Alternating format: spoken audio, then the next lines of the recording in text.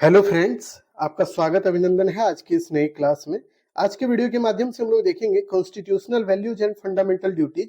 जो भी बच्चे बीएससी पेपर में इसको लिए होंगे ना, सेकेंड सेमेस्टर में जो बच्चे पढ़ रहे हैं, तो उनके लिए बहुत ही महत्वपूर्ण ऑब्जेक्टिव क्वेश्चन को लेके आए हुए हैं। इसमें कुछ क्वेश्चन ऐसे हैं जो कि आपके एग्जाम में पूछे गए हैं, और कुछ क्वेश्चन जो इसमें है बहुत नए हैं। ठीक है, 40+ क्वेश्चन इसमें है और सब एग्जाम में छपने का एकदम आपको बोल रहे हैं कि यहाँ से क्वेश्चन छपेगा।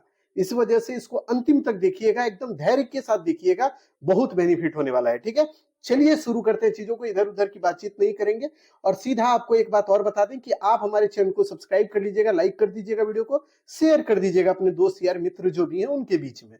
ठीक, चलिए पहले सवाल से आप शुरू करते हैं। ठीक, पहला सवाल है, निम्न में से क्या संघीय लक्षण नहीं है? आप देखिए, हो सकता है कि कुछ क्वेश्चन का जवाब आप जानते होंगे, ऐसा नहीं है कि क्वेश्चन का जवाब नहीं जानते होंगे, बहुत से क्वेश्चन का जानते होंगे, लेकिन कुछ क्वेश्चन थोड़ा धैर्य रखिए, 10 मिनट रुकिए। देखिए यहां से फिर नया क्वेश्चन अलग ढंग का डाले हुए हैं, यानी कि इसमें जो मिक्सअप है, लगभग 40 क्वेश्चन है इसमें, और 40 क्वेश्चन अलग ढंग का आपको दिखेगा और कहीं ना कहीं एग्जाम में पूछा गया है। ठीक है, तो इस वजह से कुछ क्वेश्चन पूछा गया, कुछ क्वेश्चन ऐसा है जो सिलेबस पर आधारित है, तो बहुत मजा आएगा, आप अंतिम तक देखते चलिए। तो देखिए, संघीय लक्षण नहीं है ये आपसे पूछ रहा है। ठीक है, तो इसको आप समझिएगा।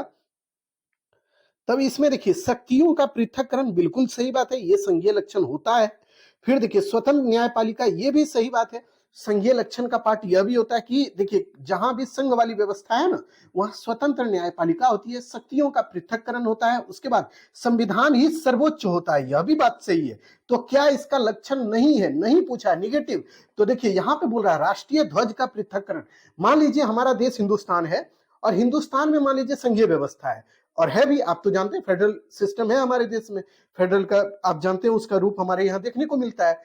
अब देखिए, संघीय व्यवस्था है, तो क्या हमारे यहाँ अलग अलग राष्ट्रीय ध्वज है? तो बिल्कुल नहीं। आप बोलिएगा गुरु जी, हमारे यहाँ जो है राष्ट्रीय ध्वज सबका एक है, यानी हमारा जो तिरंगा झंडा है वही हम लोग सब अपनाते हैं, तो यानी ये इसका लक्षण नहीं होता है। ठीक है, तो इसका सही उत्तर डी होगा।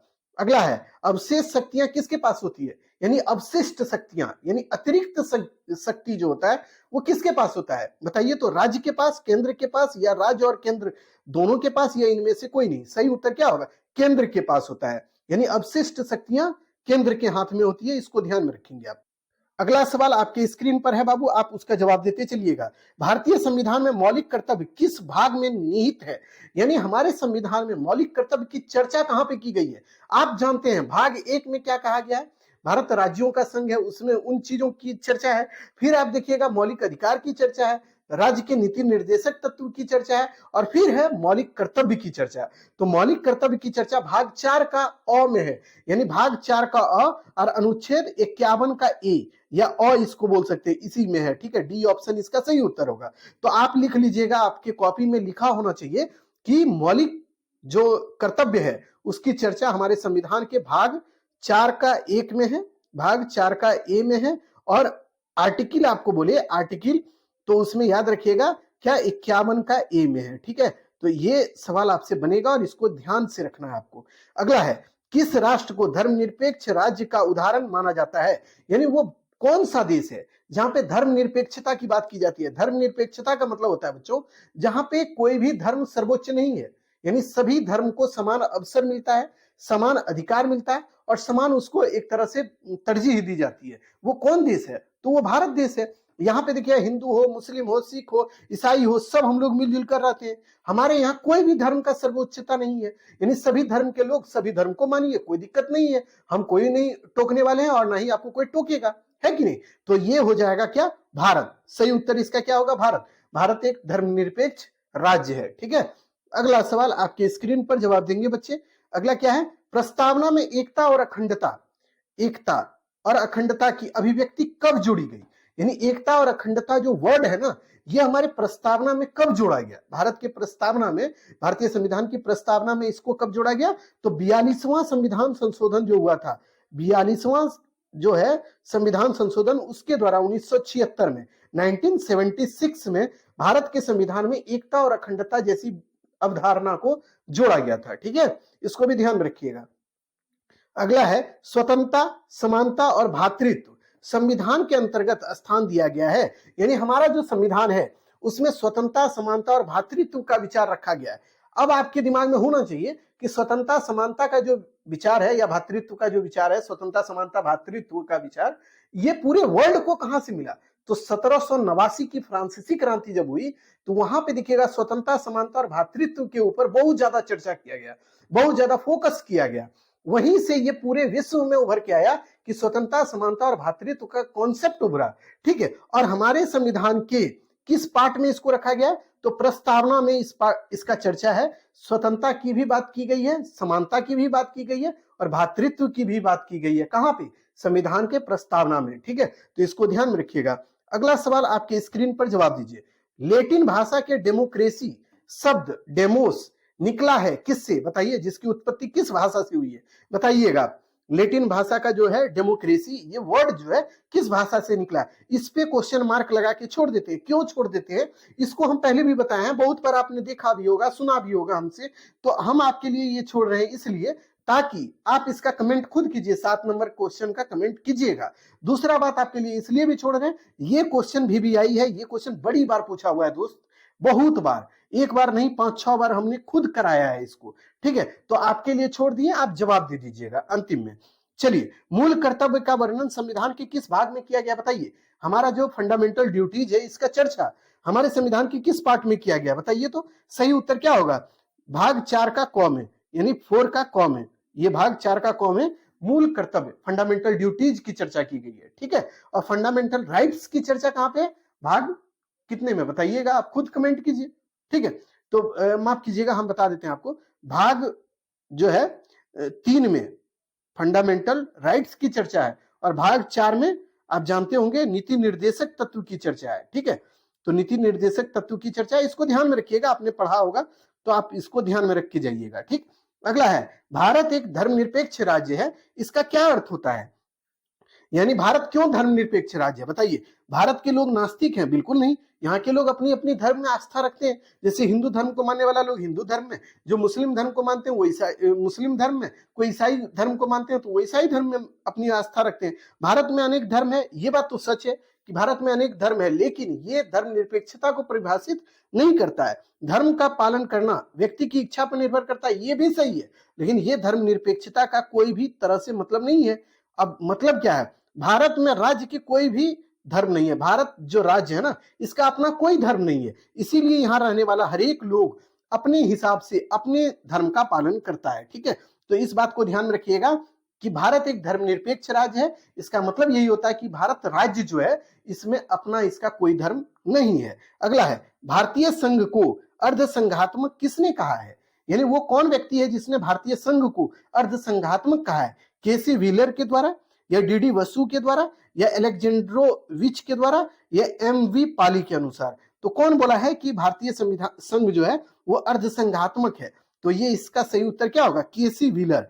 केसी व्हीलर इस बात को बोलते हैं कि भारत का जो संघ है ना वो अर्धसंघात्मक है, ठीक है, भारत का संघ, ठीक। इस बात को ध्यान में रखिएगा। अगला सवाल, समानता के अधिकार की चर्चा कहां पे है? बताइए। हमारे संविधान में समानता के अधिकार का वर्णन कहां पे किया गया है? कौन से अनुच्छेद में? बताइए। अनुच्छेद 14 से 18, या अनुच्छेद 19 से 22, या फिर अनुच्छेद 23 से 25, ये 24, अनुच्छेद 29 से 30, किसमें किया गया है? बताइए। तो समानता के अधिकार की चर्चा अनुच्छेद 14 से 18 में किया गया है, और स्वतंत्रता की बात कहेगा तब बोलिएगा अनुच्छेद 19 से 22 में, ठीक है। अगला सवाल, इनमें से किस संविधान संशोधन के द्वारा मौलिक कर्तव्य को जोड़ा गया? यानी भारतीय संविधान संशोधन जो हुए वो कौन सा संविधान संशोधन था जिसके द्वारा हमारा जो फंडामेंटल ड्यूटीज है उसको हमारे संविधान में इंट्रोड्यूस किया गया या जोड़ा गया? तो सही उत्तर बताना है। 36वां संविधान संशोधन, 42वां संविधान संशोधन, 44वां संविधान संशोधन, या इनमें से कोई नहीं? तो सही उत्तर क्या होगा? तो आप जानते होंगे या नहीं जानते तो बता देते हैं आपको। 42वां संविधान संशोधन जो हुआ बच्चों, वो हुआ था 1976 में। इसी के तहत हमारे संविधान में भाग 4 का ए में देखिएगा मौलिक कर्तव्य को जोड़ा गया। अब बोलिए गुरुजी मौलिक कर्तव्य होता क्या है? तो मौलिक कर्तव्य का मतलब होता है बच्चों कि आप जो है भारत में रह रहे हैं तो कुछ आपको भी ड्यूटी दी गई है जिसका पालन आपको करना होगा। जैसे कि पहला बात, भारतीय राष्ट्रगान का सम्मान करना होगा, भारतीय संविधान का सम्मान करना होगा, राष्ट्रीय गीत का सम्मान करना होगा, तिरंगे झंडे का सम्मान करना होगा, ये सभी चीजें आपको करनी होगी, ठीक है। तभी आप भारत में रहने वाले जो नागरिक हैं वो आप यहाँ पे अच्छे से रह सकते हैं। अगर कोई भी व्यक्ति भारत का है जो भारतीय संविधान का मतलब पालन नहीं करता है, तो उसको भाई मतलब पुलिस जो है ना, वो चाहे जब चाहे तब उसको उठा के जेल में डाल सकती है। इसीलिए 42वां संविधान संशोधन बहुत इंपॉर्टेंट है। इससे बहुत चीजों को हमारे संविधान में जोड़ा गया है। ठीक है, एक एक करके चीजें अभी आपको बताते चलेंगे, उसको समझते चलिएगा। अगला सवाल आपके स्क्रीन पर जवाब देंगे बच्चे कि प्रजातंत्र जनता का जनता के द्वारा जनता के लिए शासन है, यह कथन किसका है?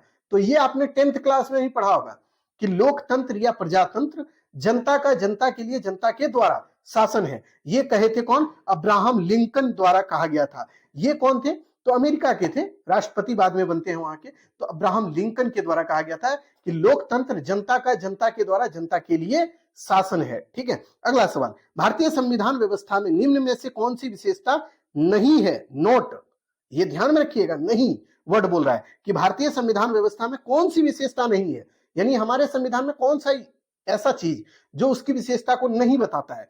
तो देखिए, भारत का संविधान लिखित है, ये बात सही है, ये तो विशेषता है इसकी। उसके बाद देखिए संसदीय सर्वोच्चता है, यह भी बात। ये एक मिनट, यहाँ पे अभी कंफ्यूजन आपको होगा और हमको नहीं है, लेकिन हम यहाँ पे कंफ्यूजन में आपको डालना चाहते हैं कि देखिए भारत में संसदीय सर्वोच्चता है, बिल्कुल नहीं है। इस बात को ध्यान में रखिएगा कि भारत में सर्वोच्चता किसके पास है?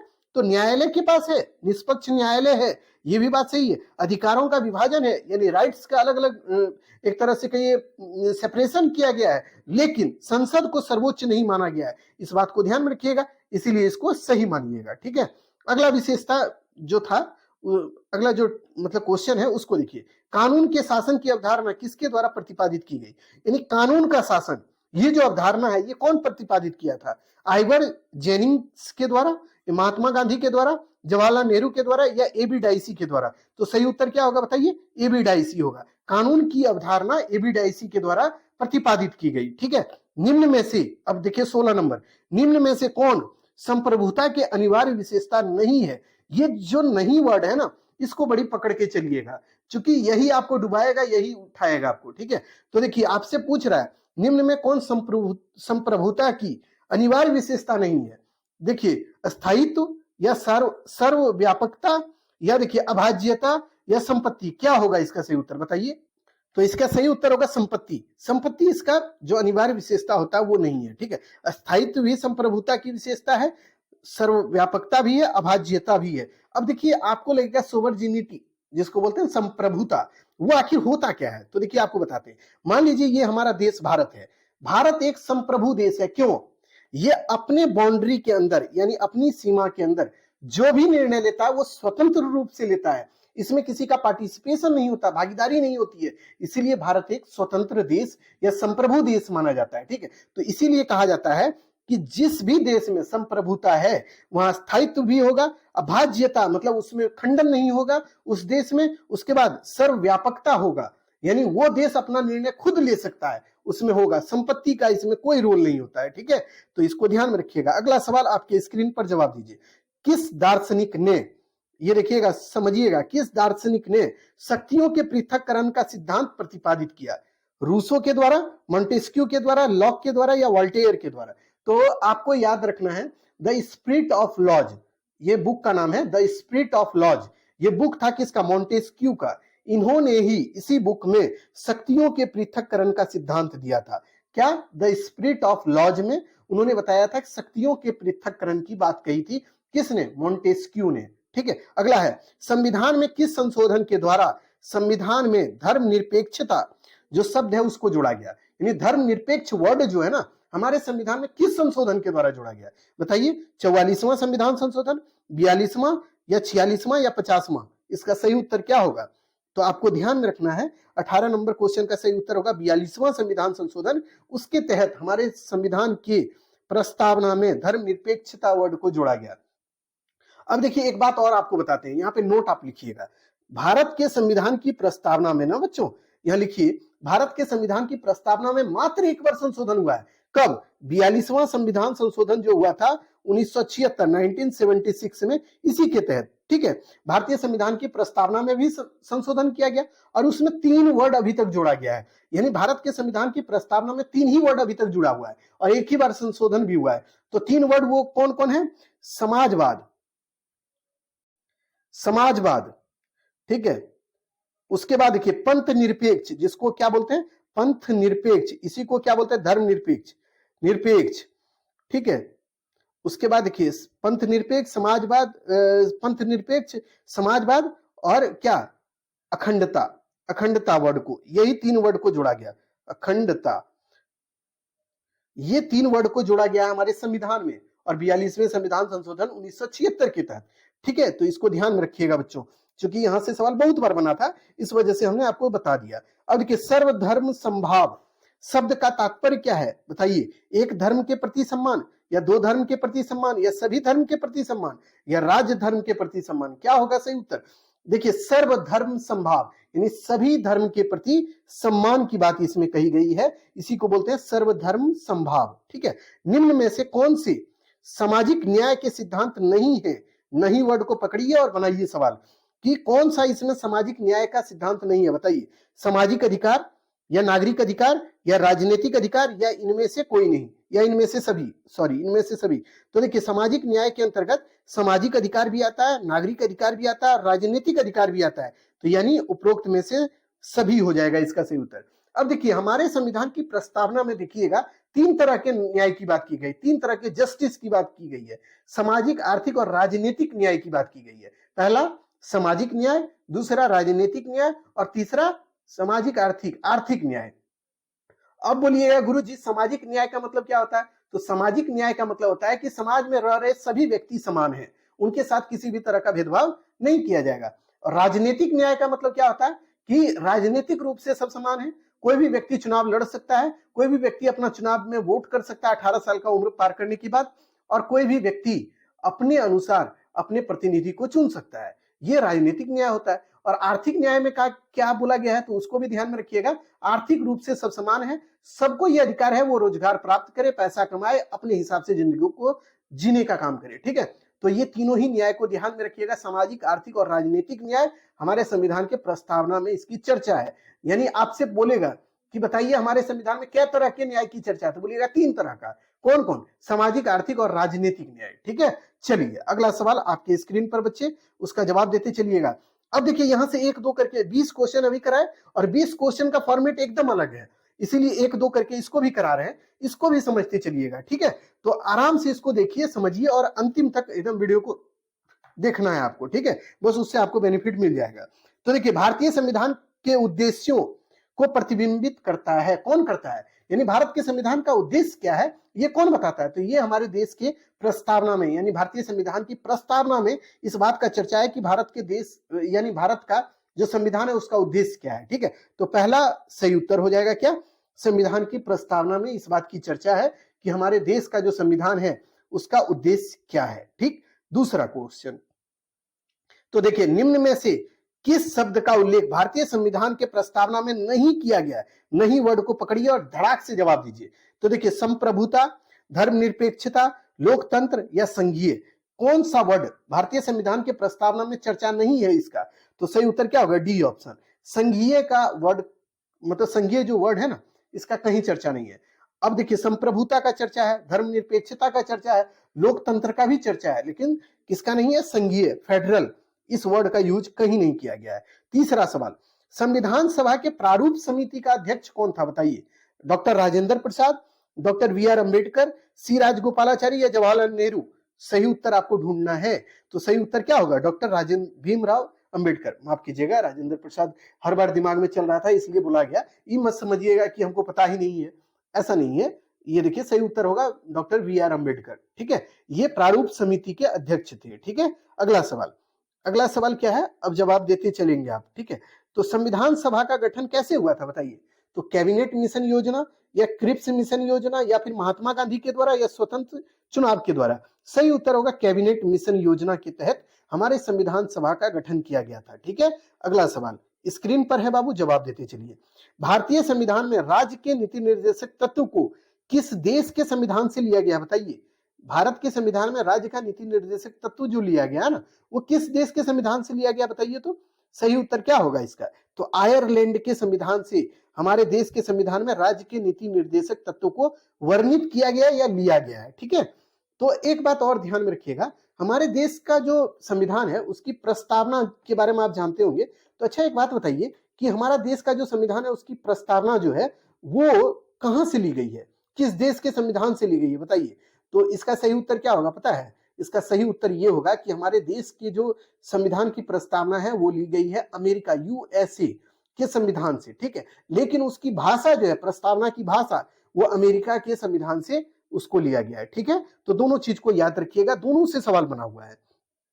अगला सवाल, भारतीय संविधान को कब अंगीकृत यानी अडॉप्ट कब किया गया बताइए, भारत के संविधान को। सही उत्तर इसका बता देते हैं आपको, इसका सही उत्तर होगा 26 नवंबर 1949 यानी 26 ऑफ नवंबर 1949 को हमारे संविधान को एडॉप्ट किया गया। और अगर आपको बोले कि भारत का संविधान पूर्ण रूप से लागू कब हुआ तो बोलिएगा 26 जनवरी 1950 को, ठीक है। तो लेकिन 26 नवंबर 1949 को भारत के संविधान को क्या किया गया, अडॉप्ट किया गया। तो इस बात को थोड़ा सा गहनता से अपने दिमाग में सेटअप रखिएगा। देखिए बाबू, क्वेश्चन का लेवल हर जगह बदल रहा है। आप देखिएगा पॉलिटिकल साइंस में भी आप यही पढ़े और कॉन्स्टिट्यूशनल वैल्यूज में भी आप यही पढ़ रहे हैं। आपको लग भी रहा होगा ये तो पॉलिटिकल साइंस वाला सब सवाल है, लेकिन देख लीजिए कॉन्स्टिट्यूशनल वैल्यूज वाला जो पूरा सिलेबस है ना, वो कहीं ना कहीं कॉन्स्टिट्यूशनल वैल्यूज और पॉलिटिकल साइंस दोनों का मिलता जुलता रूप है और सिलेबस से ही क्वेश्चन उठा भी देता है। ये सब क्वेश्चन पूछा हुआ है। आप देखिएगा जहां जहां आपको फंसाने के चक्कर में होगा टीचर, वहां पे इस तरह का सवाल पूछ देगा, आप फंस जाइएगा आप। इसीलिए हर तरह के सवाल से आपको अवगत कराना मेरा काम है और हम वो काम कर रहे हैं, ठीक है। अगला सवाल, अगला सवाल क्या है देखिए, वर्तमान में भारतीय संविधान में कितने मौलिक अधिकार हैं बताइए। तो 6 अधिकार हैं मौलिक अधिकार, पहले 7 था, अब उसको घटाकर 6 कर दिया गया है, ठीक है। संपत्ति का अधिकार को हटा दिया गया है। संविधान में किस संशोधन के द्वारा मूल कर्तव्य को जोड़ा गया, तो ये तो अभी आपको बताए भी थे, 42वां संविधान संशोधन, और कब 1976 के द्वारा मूल कर्तव्य को हमारे संविधान में जोड़ा गया है, ठीक है। अगला सवाल, स्पीड में अब चलते रहिएगा। भारत के संविधान में मूल कर्तव्य को डॉट डॉट रखा गया है, कहां पे रखा गया, कौन से भाग में, तो भाग 4 का क में रखा गया है। तो इसको भी ध्यान में रखिएगा, ऐसे भी सवाल पूछ दिया है, खाली स्थान दे दिया और बता रहा है कि आप बताइए कि इसका सही उत्तर क्या होगा। तो सही उत्तर आपको बताना है भाग क, 4 का क, ठीक है। अगला सवाल, मौलिक कर्तव्य की संख्या कितनी है, यानी जो फंडामेंटल ड्यूटीज है उसकी संख्या कितनी है, तो 12 है, ठीक है। अब देखिए बहुत से बच्चे हमको कमेंट करते हैं कि सर 11 है, बहुत से बुक में 11 है, कहीं पे 12 है। तो आप देखिए एक बात बताते हैं, आप 12 इसमें ध्यान में रखना होगा आपको, ठीक है। तो 12 इसको आप ध्यान में रखिएगा। चलिए अगला सवाल आपके स्क्रीन पर जवाब दीजिएगा बाबू। संपत्ति का अधिकार अब किस प्रकार का अधिकार है बताइए, तो ये कानूनी अधिकार हो गया। संपत्ति के अधिकार को मौलिक अधिकार से निकाल दिया गया, ये पहले क्या था, मौलिक अधिकार था, ठीक है। अब इसको क्या किया गया है, इसको कानूनी अधिकार बना दिया गया, किसको, संपत्ति के अधिकार को, ठीक है। तो इसको ध्यान में रखिएगा। अगला सवाल, भारतीय संविधान में मौलिक अधिकार लिए गए हैं, कहां से लिया गया, मौलिक अधिकार जो हमारे संविधान में लिया गया वो कहां से लिया गया है बताइए, अमेरिका के संविधान से लिया गया है, ठीक है। एकदम देखिए यहाँ पे जो क्वेश्चन जितना भी अभी आपको 20 कराएंगे ना, वो 10 ही मिनट में आपको करा देंगे, ठीक है। यानी टोटल 40 क्वेश्चन, आपको बहुत ज्यादा नहीं, आधा घंटा आप समय दीजिएगा तो आपका कंटिन्यू खत्म हो जाएगा। अब आप लोग बोलते रहते हैं हमको कि सर हम जो चैट करते हैं या कमेंट करते हैं आप उसका जवाब नहीं देते, तो बाबू नहीं देने का एक ही रीजन है कि आपका जवाब अगर हम देना शुरू करेंगे ना तो ऑलरेडी बहुत बड़ा वीडियो बन जाएगा, ठीक है। यानी कि 10 मिनट और ही चल जाएगा, इस वजह से हम लोग जवाब नहीं देते हैं। आप अपना कमेंट करते रहिए, जो सही गलत होगा उसका जवाब भले हम कर देंगे, मतलब उसका आपको कमेंट कर देंगे, ठीक है। तो बाकी चीज आप अपना कमेंट करते रहिएगा, छोड़ना नहीं है। आप जो करते हैं उस काम को कीजिए, हम जो अपना काम कर रहे हैं उसको हमको करने दीजिए। एकदम डायरेक्ट आपके क्वेश्चन का काम कर रहे हैं, हम क्वेश्चन बता रहे हैं, उसको आप देखते चलिए, ठीक है।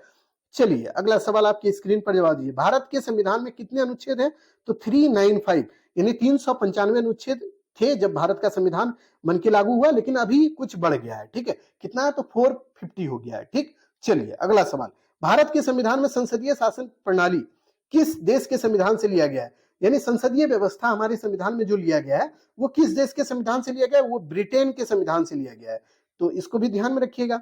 अगला सवाल, अगला क्या है, भारत के संविधान की प्रस्तावना की भाषा ग्रहित की गई है, यही सवाल आपको बोल रहे थे कि हमारे संविधान की जो प्रस्तावना है उसकी भाषा जो ली गई है ना, वो ऑस्ट्रेलिया के संविधान से ली गई है। अगर आपको बोले भारतीय संविधान की प्रस्तावना कहां से ली गई है, तब बोलिएगा यूएसए, यानी प्रस्तावना का कंसेप्ट यूएसए से लिया गया है, लेकिन उसकी भाषा यानी उसका लैंग्वेज कहां से लिया गया, ऑस्ट्रेलिया के संविधान से। और एनसीईआरटी में देखिएगा उसके लैंग्वेज पे भी बहुत अच्छे से पढ़ाया गया, बताया गया है। एनसीईआरटी जब 10th क्लास का आप कभी भी पढ़िएगा, 9 10th का, तो वहां पे देखिए प्रस्तावना के ऊपर बहुत अच्छे से चर्चा किया गया है।